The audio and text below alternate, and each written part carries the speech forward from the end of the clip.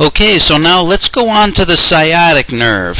And all of us are familiar with some shape or form of injury to the sciatic nerve, so let's have some fun with this section on the sciatic nerve. It's going to be a little bit more involved than the prior sections on the femoral and obturator nerves, so let's have some fun with this, and I'll make you a deal. Once we're done with this section, that will complete this section of the course. After this section, we're going to get into QME examination procedures. So after this section on the sciatic nerve, that'll be a good point to take a break, and then we'll finish up the remainder on QME examination procedures. So let's talk about the sciatic nerve. The sciatic nerve, as we said earlier, actually consists of two nerves. The sciatic nerve is simply the conjoined tibial and common peroneal nerve, both invested in the same epineurium. So the same fascia surrounds and invests and contains both the tibial nerve and the peroneal nerve. And the peroneal nerve arises from the nerve roots L4, L5, S1, S2, and the tibial nerve arises from L4, L5, S1, S2, and S3. And some textbooks will say that the peroneal nerve also has a slip from S3. So, as you know, there are multiple possibilities and all kinds of anomalous configurations, but that's generally the way anatomy books describe the common peroneal and tibial nerves. And the sciatic nerve is the longest and widest single nerve in the body. It stretches from the top of the leg to the foot on the posterior aspect of the foot. And the sciatic nerve supplies nearly the whole of the skin of the lower leg, the muscles of the back of the thigh, and all the muscles of the lower leg and the foot. The sciatic nerve comes from L4, L5, S1, S2, and S3. Contains fibers from both the anterior divisions of those nerve roots and also the posterior divisions. All of the anterior divisions of L4, L5, S1, S2, all of those combine to form the common peroneal nerve, and all of the posterior divisions, L4, L5, S1, S2, all of those combine to form the tibial nerve.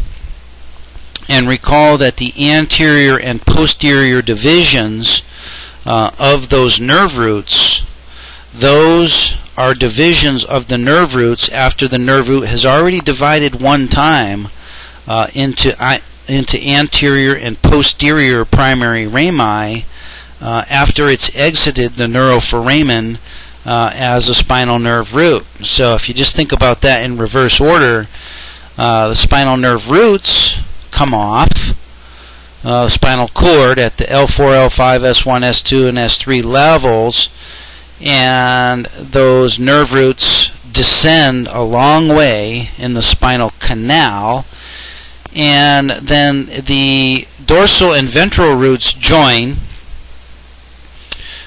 immediately prior to exiting the neuroforamen, and it's at this point that we have a spinal nerve root, a conjoined dorsal and ventral spinal nerve root. Then the spinal nerve root then divides into anterior and posterior primary rami, and then the anterior primary rami then divide into anterior and posterior divisions and give us the sacral plexus, and from the sacral plexus we then get the common peroneal and tibial nerves, which then form the sciatic nerve.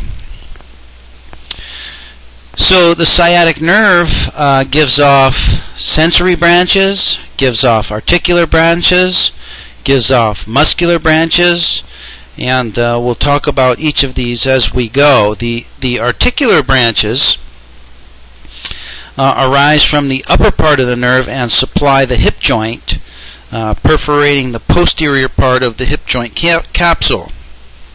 Again, this is consistent with Hilton's law, which says that the nerve supply to the joint is the same as the nerve supply to the muscles that move the joint. So here we're talking about an articular branch that goes to the hip joint. It must be, therefore, in accordance with Hilton's law, that there are some muscles that are involved with moving the hip joint. Well, we've talked already about some muscles in the front of the hip that are innervated by the femoral nerve that move the hip. Those are involved with hip flexion.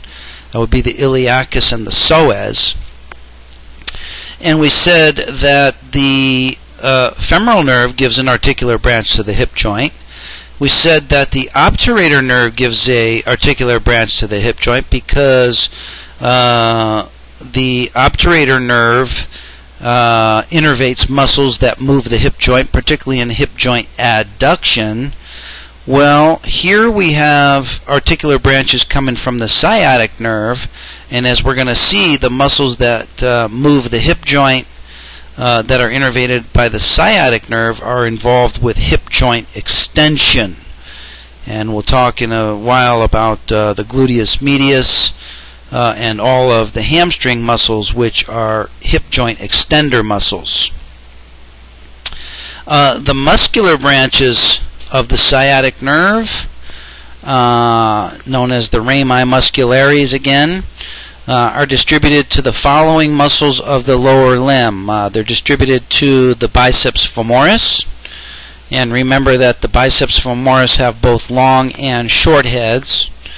It's distributed also to the semitendinosus muscle, the semimembranosus muscle, and also some portions of the adductor magnus muscle, although the adductor magnus muscle gets its primary nerve supply from the obturator nerve. Now, the nerve to the short head, which is the more laterally placed head of the biceps femoris muscle, comes from the common peroneal nerve, the common peroneal part of the sciatic nerve, while all the other muscular branches to the biceps femoris and also the other hamstring muscles arise from the tibial portion. So I like this anatomy. This is quite interesting, and I want you to visualize the following. If you place your hands around the back part of your left knee, your left fingertips will lie on the lateral hamstrings. That's your biceps femoris. That's your biceps femoris part of the hamstrings. Your fingertips of your right hand will fall over the medial hamstrings, which is composed of the semimembranosus and the semitendinosus. Okay, so the semimembranosus and semitendinosus muscles are innervated by the tibial branch of the sciatic nerve. Okay, that covers the medial hamstring. Those are innervated by the tibial branch. Now, of the lateral hamstrings, the long head, which is the more medial of the two lateral hamstrings, the long head of the biceps is innervated by the tibial nerve. The short head of the biceps femoris, which is the more lateral of the lateral hamstrings, is innervated by the common peroneal. Okay, so, and that makes sense anatomically, because the short head of the biceps femoris is lateral, and it's the common peroneal portion of the sciatic nerve that takes the more lateral course. In fact, as the common peroneal nerve separates out from the tibial nerve just above the knee, it takes a lateral course around the head of the fibula laterally. So it makes sense that the most lateral of all the hamstrings, okay, with 4 hamstrings, the most lateral of that, which is the short head of the biceps femoris, that's innervated by the common peroneal. So now that we know that the common peroneal nerve gives off only one muscular branch above the knee. All the other muscles above the knee are served by the tibial portion of the sciatic nerve. And again, that serves the long head of the biceps femoris, the semimembranosus, and the semitendinosus, all of which are served by the tibial branch. Now, just above the knee, the muscular branch divides into the common peroneal and the tibial nerve, and then these two nerves combined between the two of them go on to innervate all the muscles of the lower leg. The tibial nerve goes on to innervate all the intrinsic muscles of the foot, with the exception of the extensor digitorum brevis and the extensor hallucis brevis, which are innervated by the deep fibular nerve. So that's an important clinical point, that almost all of the intrinsic foot muscles that are wholly contained with their origin and insertion within the foot, are supplied by the tibial branch, with the exception of the extensor digitorum brevis and the extensor hallucis brevis. So, for example, the abductor hallucis, the flexor digitorum brevis, the flexor hallucis brevis, all the lumbricals, all the muscles in the sole of the foot, all of those are innervated by the tibial nerve, and we'll talk more about the tibial nerve and its involvement in the foot shortly when we get to a discussion of tarsal tunnel syndrome. Now, below the knee, the tibial nerve passes between the tibialis posterior muscle and the flexor digitorum longus muscle, and then it continues to travel down, and then it travels between the flexor digitorum longus and the flexor hallucis longus. And from there, it travels behind the medial malleolus, where it's bound down tight to the bony structures. It's bound down with the posterior tibial artery into what's known as the proximal tarsal tunnel. And at the proximal tarsal tunnel, it then divides into two terminal branches, which are the medial and lateral plantar nerves. And the medial and lateral plantar nerves are specifically described in the AMA guides, so we'll talk more about the medial and lateral plantar nerves. The tarsal tunnel is formed by several structures, including number 1, the medial surface of the talus, 2, the inferomedial navicular, 3, the sustentaculum tali of the calcaneus, and number 4, the curved medial surface of the calcaneus. And then the fibrous portion of the canal is formed or is covered by the flexor retinaculum, which is formed by the deep and superficial aponeurosis of the leg and is attached closely to the sheaths of the tibialis posterior muscle, the flexor digitorum longus muscle, and the flexor hallucis longus muscle. And I should say the tendons of those muscles. And I remember back from anatomy class, when we were learning the anatomy of the lower leg, we learned the mnemonic of the tendons that pass behind the medial malleolus, and those are the tendons of Tom, Dick, and Harry. Tom is tibialis posterior tendon, Dick is flexor digitorum longus tendon, and Harry is flexor hallucis longus tendon. So the tarsal tunnel conveys several structures. It conveys the tibial nerve, at this point known as the posterior tibial nerve. It conveys the posterior tibial artery, and it conveys the tendon sheaths of Tom, Dick, and Harry, the tibialis posterior, flexor digitorum longus, and flexor hallucis longus, all of which is covered across the top by a fibrous sheath known as the flexor retinaculum. Now, with regards to the common peroneal nerve, once we get below the knee, the common peroneal nerve courses around the head of the fibula and passes through a fibro-osseous tunnel, fibro-osseous opening in the superficial head of the peroneus longus muscle. This is known as the fibular tunnel, and this can be a site of angulation of the nerve as it passes through this fibular tunnel. And once it gets through the fibular tunnel, it divides into both the superficial and the deep peroneal nerves.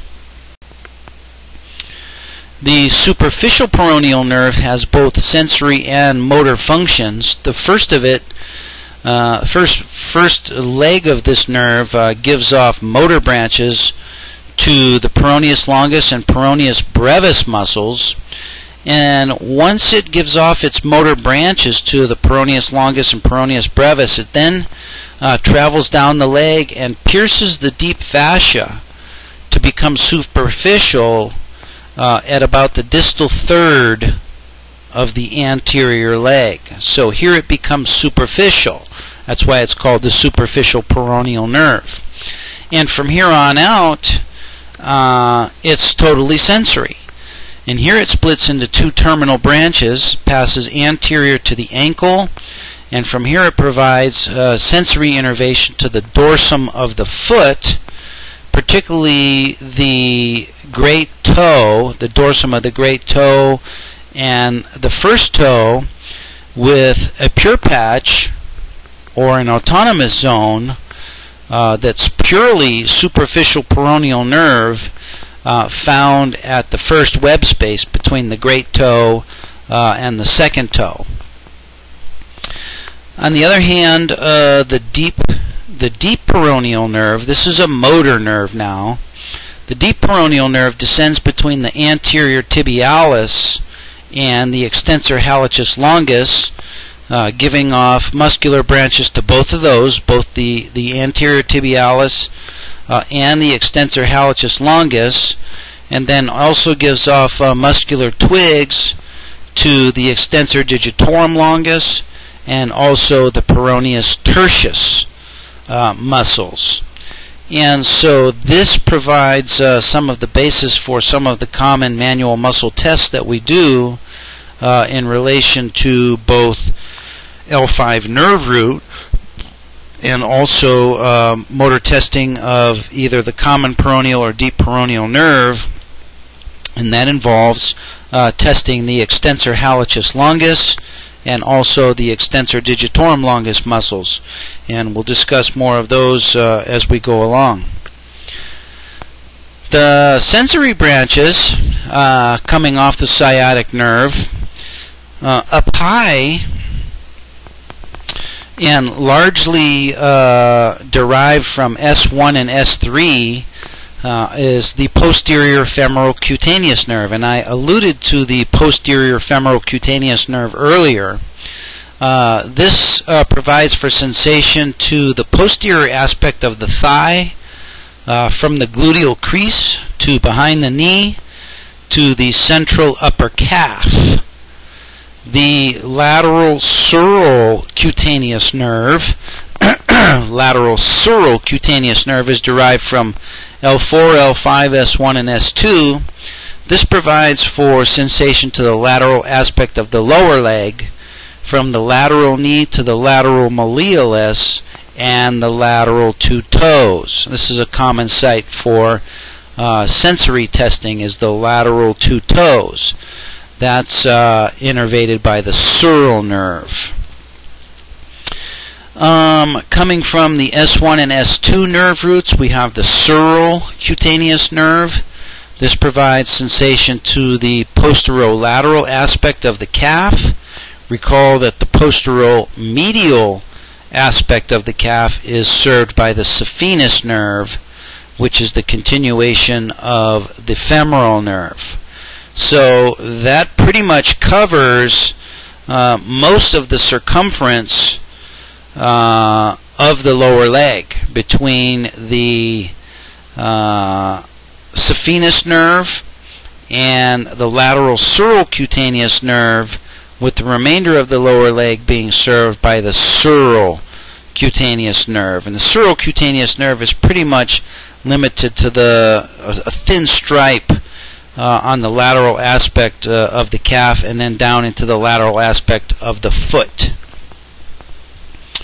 Finally, as we mentioned earlier, the superficial peroneal nerve, which is derived from L4, L5, and S1, provides for sensation to the dorsum of the foot. Now, interestingly, it's the lateral surocutaneous nerve and the surocutaneous nerve that come off of the tibial nerve. And the superficial peroneal nerve, obviously by its name, comes off of the common peroneal nerve. So let's review the muscles and the muscle actions, of which there are many, that are served by the sciatic nerve, and then also by the tibial and common peroneal nerves as they pass, as those nerves pass from all the way from the hip all the way down to the tip of the toes. So the sciatic nerve itself, when it passes down into the posterior thigh, at that point it's still a conjoined nerve with both nerves wrapped in the same epineurium, and above the knee it gives off branches to the long head, to both heads of the biceps femoris, also to the semitendinosus, the semimembranosus, and occasionally gives a branch to the adductor magnus. So these muscles are involved with knee flexion. Hamstrings are involved in knee flexion. Now, 3 of the 4 hamstrings, meaning all of the hamstrings except for the short head of the biceps femoris, also contribute to hip extension. So in that sense, the hamstrings are largely 2-joint muscles operating both at the knee and at the hip. The adductor magnus operates only at the hip, and along with all the other adductors, contributes to hip adduction. The tibial division below the knee, gives off muscular branches to the plantaris muscle, gives off branches to both heads of the gastrocnemius muscle, gives off muscular branch to the soleus muscle, to the popliteus muscle, and then in the posterior compartment of the leg gives off branches to the tibialis posterior, flexor digitorum longus, and also the flexor hallucis longus. So in that sense, the tibial division of the sciatic nerve by way of the plantaris contributes to weak ankle plantar flexion. By way of the gastrocnemius, gives supply to ankle plantar flexion and also weak knee flexion. By way of the soleus, gives motor power to ankle plantar flexion. By the popliteus, it provides for medial rotation of an unweighted tibia. Or you could say lateral rotation of the femur on a planted tibia. The tibialis posterior is responsible for ankle plantar flexion with a strong component of inversion. And then the flexor digitorum longus flexes the distal phalanges of toes 2 through 5, and the flexor hallucis longus provides for flexion of the distal phalanx of the big toe. And all of those muscles, you can think of those as posterior compartment muscles, Those are mostly involved with ankle plantar flexion and also flexion of the phalanges. So that's kind of interesting and easy to remember. Tibial division is a flexor. Now, down below the ankle, the tibial division continues and goes down below the ankle and divides into medial and lateral plantar nerves and serves all the intrinsic muscles of the foot, including the abductor hallucis, which is responsible for abduction of the proximal phalanx of the big toe, the flexor digitorum brevis, which flexes the interphalangeal joint of toes 2 through 4, the flexor hallucis brevis flexes the proximal phalanx of the big toe, and so let's just stop there. So the tibial division flexes all of the phalanges of all of the toes. Tibial division through the medial and lateral plantar nerves also services the lumbricals to the second digit, and also supplies all muscles in the sole of the foot, thereby contributing to flexion of the metatarsal phalangeal joints and extension of the proximal interphalangeal and distal interphalangeal joints of the second toe. That is the function of the second lumbrical muscle. Now, the common peroneal nerve below the knee, and specifically we're talking about the deep peroneal branch of the common peroneal nerve, supplies motor efferents to the tibialis anterior, which gives us ankle dorsiflexion and inversion. And inversion, by the way, is a co-function along with the tibialis posterior. The deep peroneal nerve innervates the extensor digitorum longus, which provides for extension of the distal phalanges of toes 2 through 5. Deep peroneal nerve also innervates the extensor hallucis longus, the extensor digitorum longus, both of which are involved with extending the distal phalanges, now including all toes, big toe and toes 2 through 5. Also innervates the peroneus tertius, which is involved with ankle eversion, and also weakly involved with ankle dorsiflexion.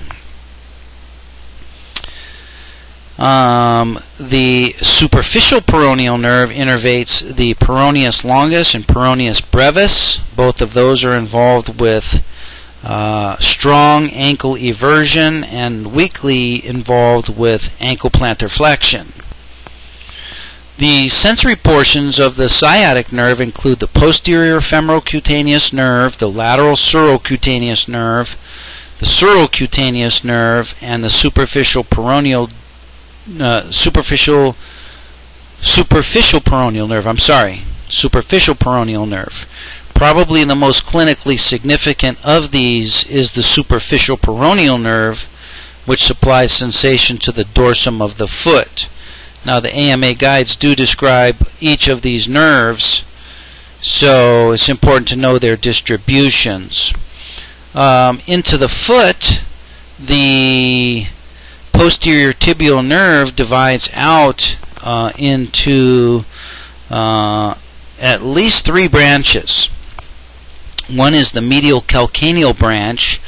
This provides for sensation to the bottom of the heel, and then also it branches out into the medial plantar nerve and the lateral plantar nerve, which both provide for sensation along the bottom of the foot and up into the distal phalanges. And interestingly, the medial and lateral plantar nerves provide a distribution of sensation very similar to the distribution of sensation in the hand of both the median and ulnar nerves. In the hand, the median nerve provides for sensation to the thumb, the index, the middle, and 1/2 of the ring finger, while the ulnar nerve provides sensation for the other half of the ring finger and the pinky finger. Similarly, in the foot, the medial plantar nerve provides for sensation to the plantar surface of the great toe, the second toe, the third toe, and 1/2 of the fourth toe, and the lateral plantar nerve provides for sensation to the little toe and 1/2 of the fourth toe. So it's exactly analogous to the median and ulnar nerves in the hand. So we now know about the distribution of the sciatic nerve and all about its two divisions of the common peroneal nerve and the tibial nerve. So what are some locations that we can suffer injury to either the sciatic nerve or either of its two branches? Well, obviously, the sciatic nerve can be compressed, irritated, or damaged or injured at the spine. And we're not going to be discussing the spine in this program because this program is about lower extremity peripheral nerve injuries. However, in another program, which is entitled The Importance of the Neurologic Examination, we talk about all of the potential peripheral nerve injuries, tracing them all the way back up into the spinal nerve roots that can be injured in the spine. And that's basically the topics of Chapter 15, the spine chapter. So we're not going to be discussing that in this program. But in this program, we will discuss some of the peripheral locations where the sciatic nerve can be injured, and the first of which is in the buttocks, in the buttocks or gluteus area. So, for example, in the buttocks, hip fractures or any kind of penetrating trauma that penetrates through the buttocks can cause injury to the sciatic nerve. And remember that with an injury to the sciatic nerve, meaning the combination of common peroneal and tibial nerve wrapped in the same fascia, within that fascial sheath, the peroneal division is 6 times more commonly damaged than the tibial division. And it's not really known why, but the common peroneal nerve is more susceptible to injury than is the tibial division. So in the case of an injury to the peroneal nerve due to some sort of a penetrating trauma or hip fracture, this person will present with a foot drop. And because the lesion is so high, meaning that the lesion is in the buttock, there's also going to be some weakness of the high muscles that are innervated by the common peroneal division of the sciatic nerve. And the only muscle that is innervated by the common peroneal division above the knee, that is the short head of the biceps femoris muscle. So with a penetrating trauma or a hip fracture to the buttock, the person will present with a foot drop, and that's a common finding with common peroneal nerve injury anywhere along its location. But because the lesion is a high lesion in the buttocks, the person will also have some weakness to manual muscle testing or resisted muscle testing of the short head of the biceps femoris muscle. Now let's talk about a compression of the sciatic nerve within the pelvis, within the buttocks, known as Piriformis syndrome. Now the sciatic nerve, as you know, passes the piriformis muscle. And when I say passes, you might be wanting a little bit more detail on that. How does the sciatic nerve pass the piriformis muscle? Does it pass over the piriformis muscle? Does it pass under the piriformis muscle? Does it pass through the piriformis muscle? And actually, all of those descriptions are accurate. Both divisions of the sciatic nerve pass the piriformis muscle, and various configurations exist. Now, in 17% of people, the piriformis muscle is pierced by parts or all of the sciatic nerve. The piriformis muscle is pierced by parts or all of the sciatic nerve. The most common type of anomaly, which is present in 81% of those cases that have an anomalous passage of the sciatic nerve, is what's known as the Beaton's type B anomaly.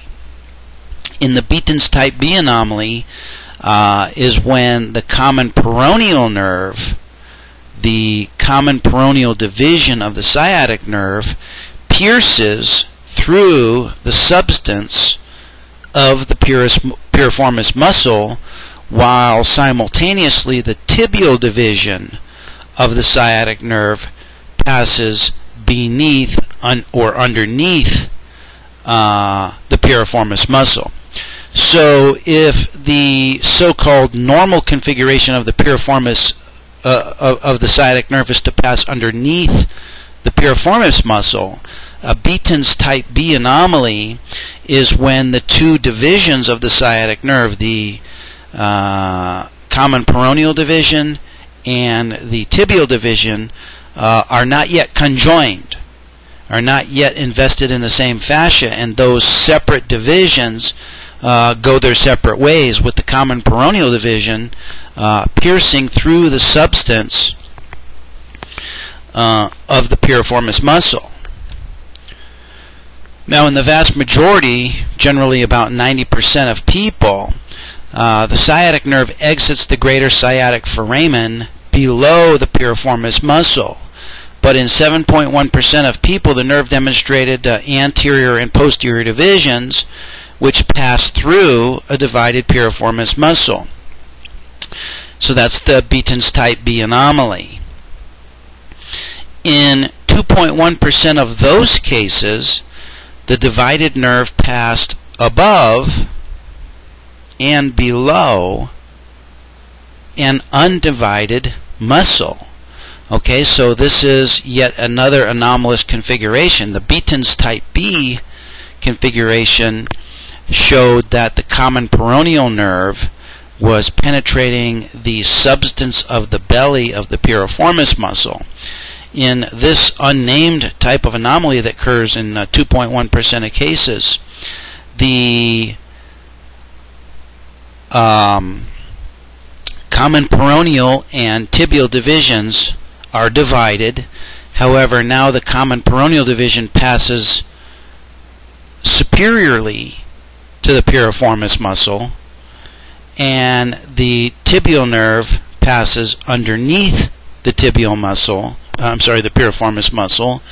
Neither of them pass through the piriformis muscle, so they sort of encircle the piriformis muscle, with the common peroneal laying down over the anterior surface of the piriformis muscle, while the tibial nerve passes posteriorly to the piriformis muscle, and then below the piriformis muscle, those two divisions then conjoin and become invested in the same fascia and travel together then as the sciatic nerve. In another type of anomalous configuration of the piriformis and sciatic nerve, in about 0.8% of cases, an undivided nerve now passes through the two heads of a divided piriformis muscle. Okay, so in this type of situation, we have the sciatic nerve consisting of the common peroneal nerve and the tibial nerve, all invested in the same fascia, where that investment and that wrapping of those two nerves happens very high, such that the combined divisions pass through the piriformis muscle undivided. Okay, so that's at least three types of configuration, three types of anomalous configurations so far. And there's even more different types of anomalous configurations. For example, the nerve can pass undivided across the superior surface of the muscle rather than passing normally undivided on the undersurface of the muscle. So the point of this is that various different types of anomalous configurations exist, and depending upon which division of the sciatic nerve is trapped and or pinched and or injured, your examinee is going to report a different constellation of symptoms. Now, regardless of the distal effects of the nerve entrapment locally in the buttock, the examinee is going to report deep gluteal pain, and you've probably had many examinees and many patients who have reported to you that they have that deep gluteal pain right back in there by the hip socket. They may or may not have sciatic neuralgia symptoms, meaning numbness, tingling, and pain going down the back of the leg into the calf and even to the foot. And in certain situations, they may even have a gait disturbance that causes them to walk with the foot everted. So various different types of symptom complexes depending upon the specific type of entrapment and the specific type of anomalous configuration found. Now, going further down the leg, past the piriformis muscle, down into the back of the thigh, down below the knee, we find that the common peroneal nerve is frequently compressed and or irritated at the fibular head. In fact, compression of the common peroneal nerve at the fibular head is the most common form of peripheral nerve injury of the lower extremity, frequently caused by habitual leg crossing, especially in females, because that fibular head almost exactly lines up with the bony prominences of the opposite knee with leg crossing, and habitual leg crossing and repetitive and prolonged leg crossing can cause compression of the common peroneal nerve as it comes around and becomes superficial, just posterior and lateral to the fibular head. Can also be subject to injury by direct trauma or external compression at the fibular head, contusions, wounds, and fractures involving the lateral knee, even lacerations around the lateral knee area can involve the common peroneal nerve, because, as I said, it becomes very superficial at the posterior aspect of the fibular head. And I don't know if you've ever had a trauma to your common peroneal nerve at the fibular head. I have.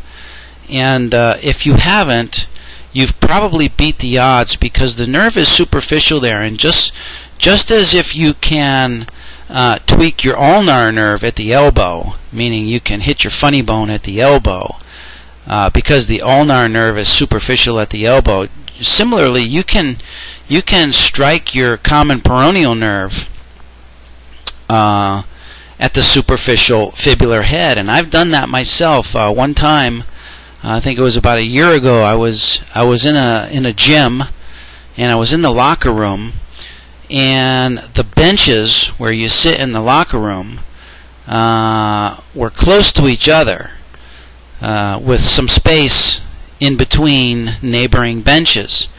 And as I was maneuvering myself between these benches, I hit the head of my fibula on the wood, sticking out wood piece of one of those benches, and I got a sharp twang on that common peroneal nerve, and for a period of time, it must have been 3, 4, 5 minutes, it seemed, my whole leg the whole leg just kind of went numb, and the top of my foot went numb, and I had no power, specifically in ankle dorsiflexion, which is exactly the muscles that are controlled by the common peroneal nerve. So fortunately, that was a low-grade injury, and it resolved quickly within about 10 minutes.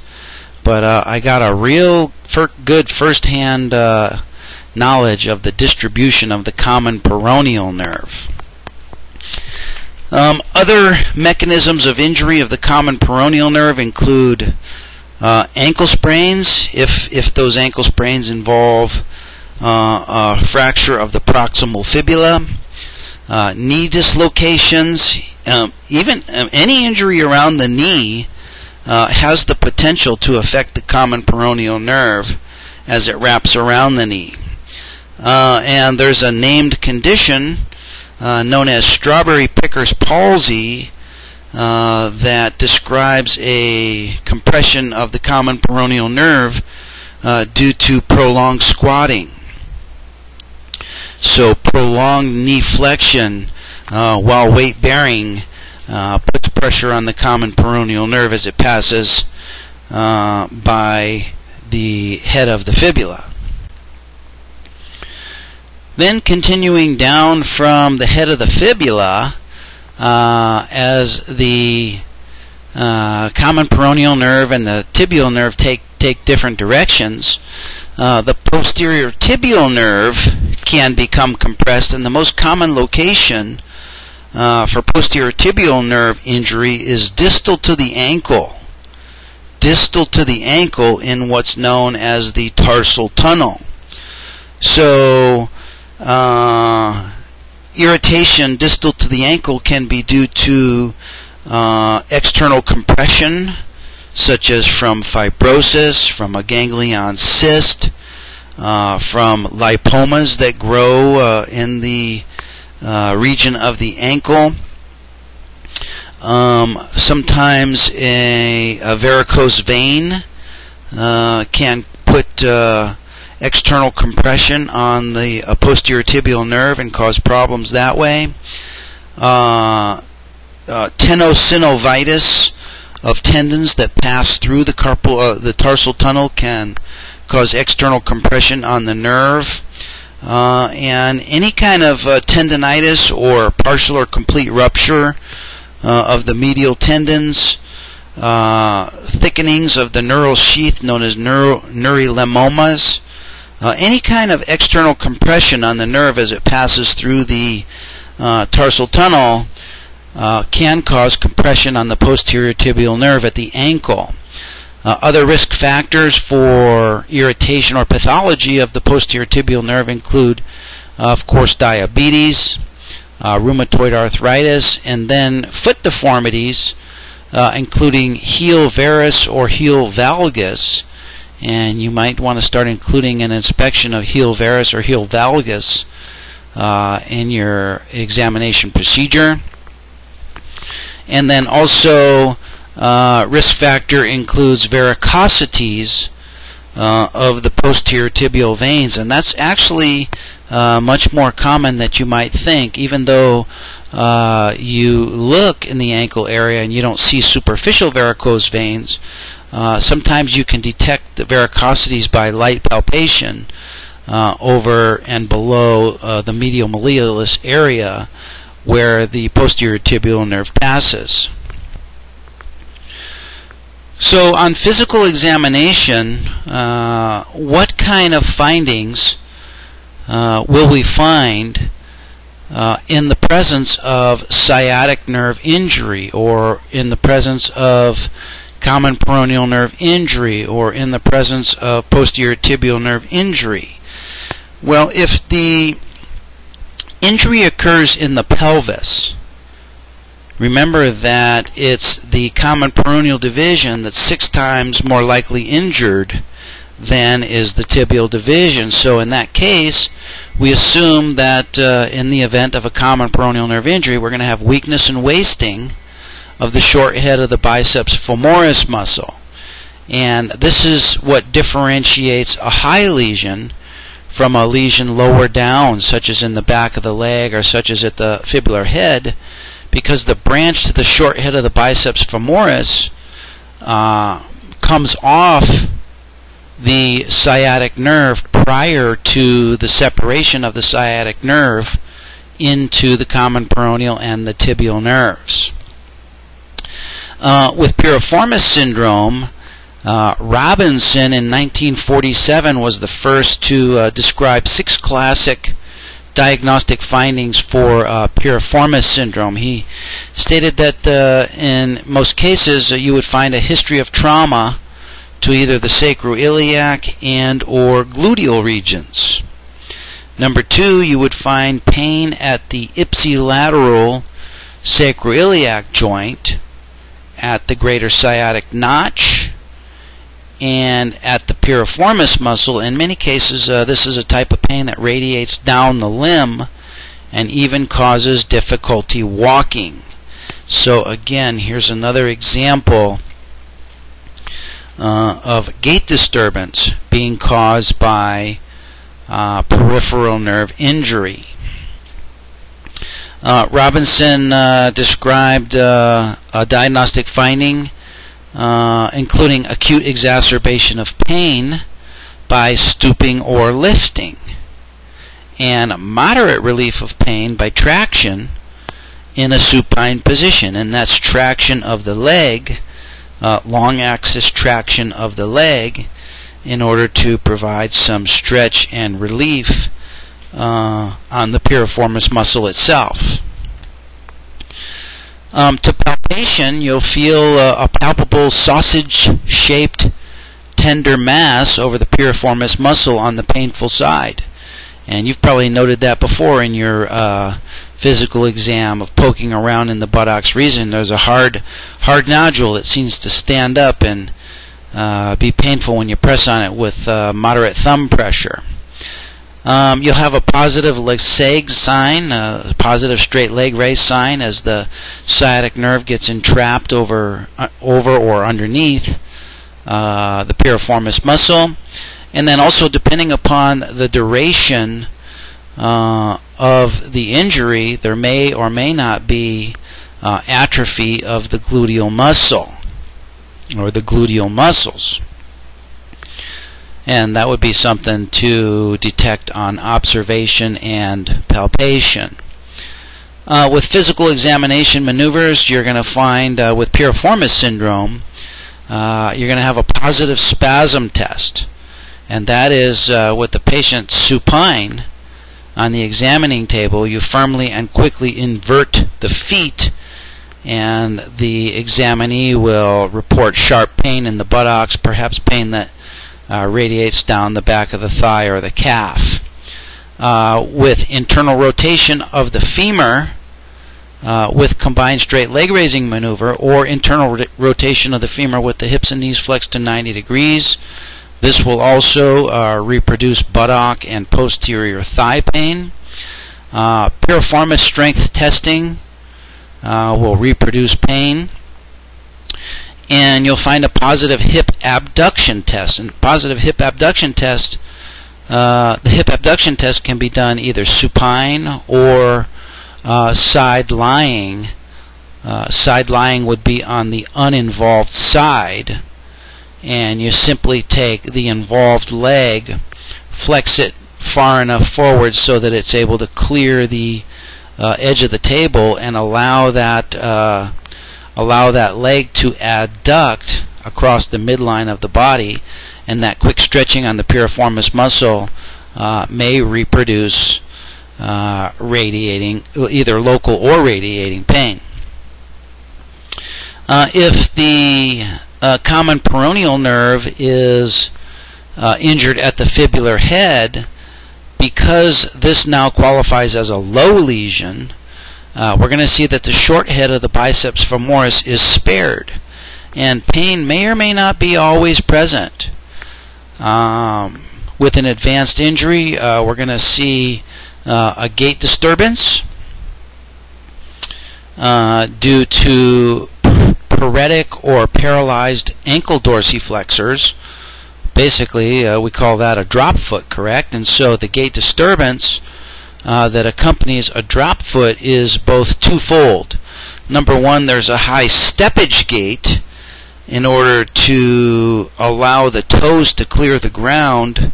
The examinee will walk with exaggerated hip and knee flexion in order to allow a limp foot to not get caught on the carpet or on the ground. So that would be a high steppage gait.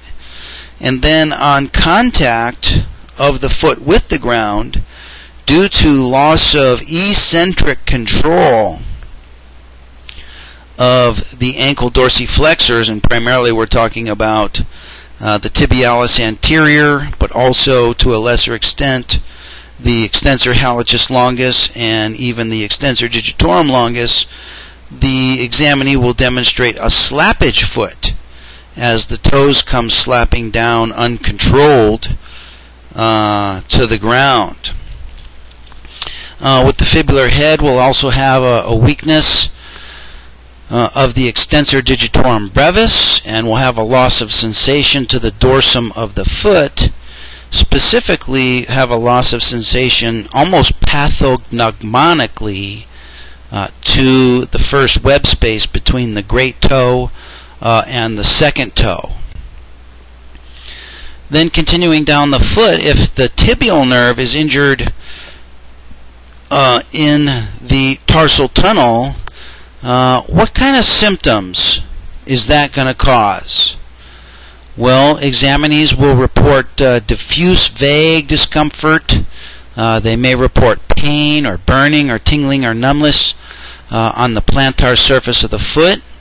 And like carpal tunnel syndrome, and by the way, the mechanism for this is unknown, but with carpal tunnel syndrome, examinees can complain of proximal radiation of pain up to the forearm, up to the brachium, even up into the shoulder. And I've had those cases myself. Maybe you have too.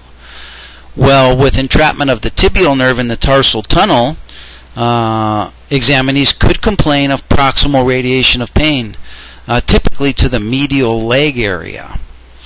They'll tell you that their pain is worse with prolonged standing and or walking, as that nerve becomes increasingly upset due to weight bearing.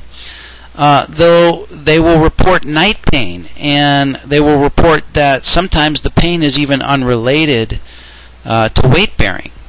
And it's this clinical nuance that differentiates this condition, tarsal tunnel syndrome, from plantar fasciitis, because both plantar fasciitis and tarsal tunnel syndrome can both cause similar distributions of pain, but plantar fasciitis is greatly worsened by weight bearing, whereas tarsal tunnel syndrome symptoms can be unrelated to weight bearing.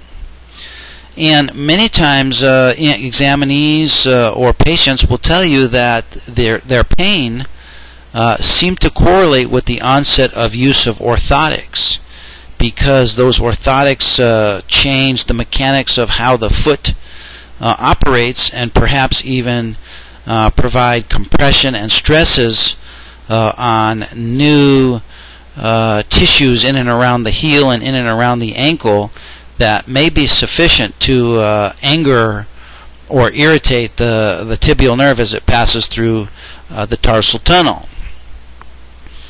On physical exam, you'll observe possibly that the examinee will have hindfoot varus and or valgus.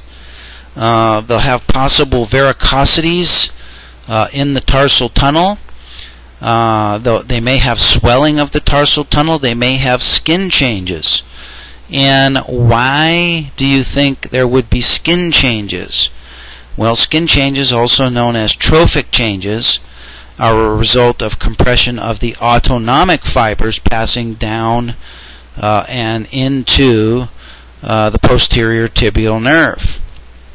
So, depending upon which of the fibers that travel through the posterior tibial nerve which, by the way, are motor fibers, sensory fibers, and autonomic fibers.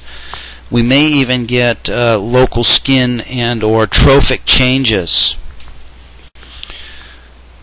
Also with tarsal tunnel syndrome, the pulses may be involved. Maybe there may be compression of the posterior tibial artery, which also passes right down through the tarsal tunnel.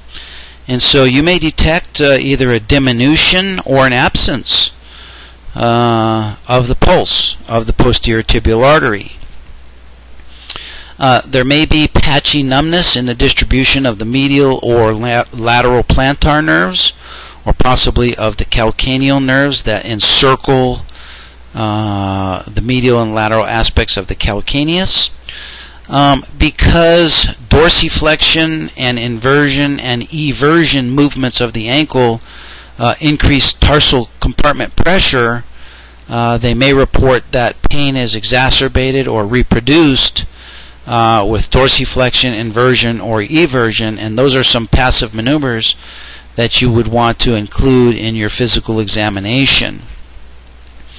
With long-standing compression of the posterior tibial nerve, we may see possible weakness of the adductor digiti minimi, or possibly even of the adductor hallucis, both of which are innervated by branches of the posterior tibial nerve. Specifically, the adductor digiti minimi is innervated by the lateral plantar nerve, and the abductor hallucis is innervated by the medial plantar nerve. On palpation, you may palpate a ganglia. You may notice some other kind of space-occupying lesion in the tarsal tunnel, perhaps due to tenosynovitis of any of the 3 tendons that go through the tarsal tunnel. And recall that the tendons passing through the tarsal tunnel include the tendon of the tibialis posterior, the tendon of the flexor digitorum longus, and the tendon of the flexor hallucis longus. Remember, Tom, Dick, and Harry describes the tendons that pass through the tarsal tunnel immediately underneath the medial malleolus. And then finally, by physical exam, you may see the presence of a positive Tinel sign, which involves tapping or compressing the posterior tibial nerve at the tarsal tunnel.